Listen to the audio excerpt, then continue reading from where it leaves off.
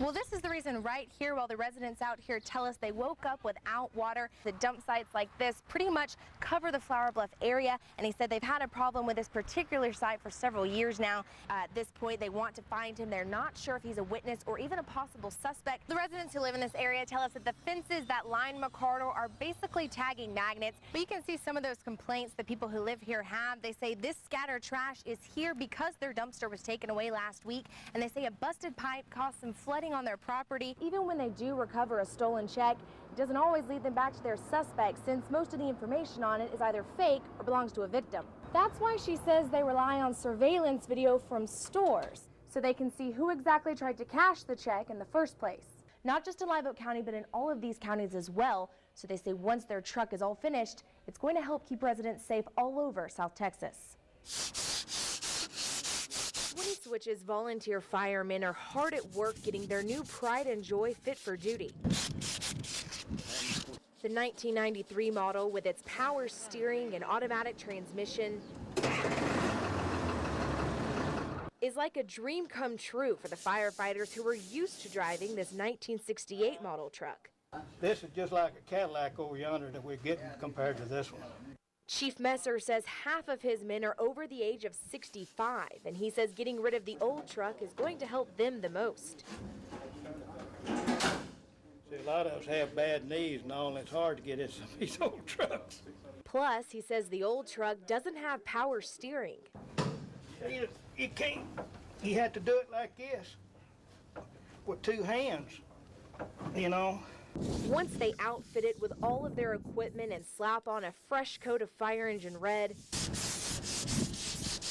this truck will be used as the station's new brush truck, helping these guys get through rough terrain to battle blazes. And Chief Messer says now that they have a fire truck that's not so difficult to drive, they can focus on fighting fires and keeping the people in their area safe. Last night we told you about a nationwide drug shortage that is making it difficult for some doctors here in the Coastal Bend to treat their cancer patients. Tonight we spoke with one woman whose treatment has actually been put on hold because her doctors just can't get the drugs she needs. At the age of 49, Jeanette Martinez began the fight of her life. They did a bunch of blood work and it came back that I had leukemia. Since she was diagnosed in February, her treatment has caused her to suffer through long periods of debilitating pain. My whole body hurts now, so it's even harder for me to walk and get around. Martinez doesn't know when her next round of chemotherapy will be because her doctors are having a hard time keeping this drug in stock.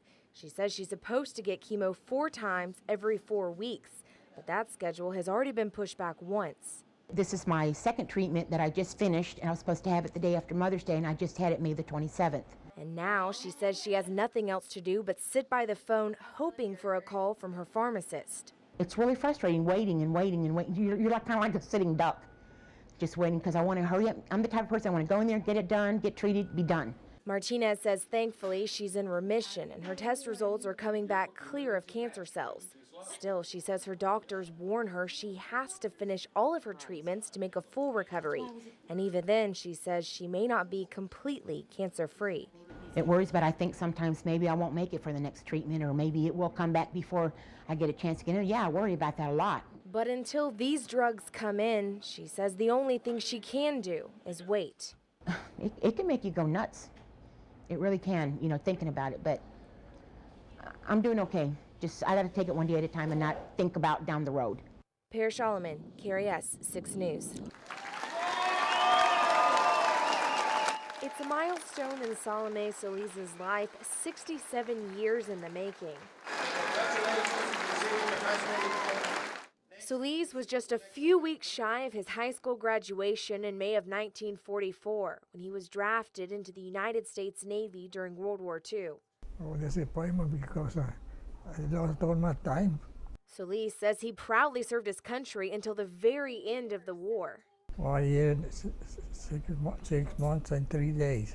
Solis's daughter, Doralisa Reyna, says growing up, her dad always made education a priority. There were 7 of us, and he would go one by one right after supper, make sure that we understood our homework. Serena says she decided to return the favor and started looking into school districts to offer programs to get war veterans their diploma. I feel that my dad deserved it because he had gone to high school, and if he was drafted right before graduation. I mean, it was like, She says the Benavides Independent School District helped her and her dad make his dream of becoming a high school grad a reality. and we thought it was just going to be a diploma being mailed to him. We didn't know that he was going to have this recognition with a graduating class. Raina says her father proudly sat through all 7 of his children's high school graduations, plus most of his grandchildren's too. But Friday night, the focus was all on Salome Solis, as he finally got his much-deserved diploma. Pierre Solomon, KRS 6 News.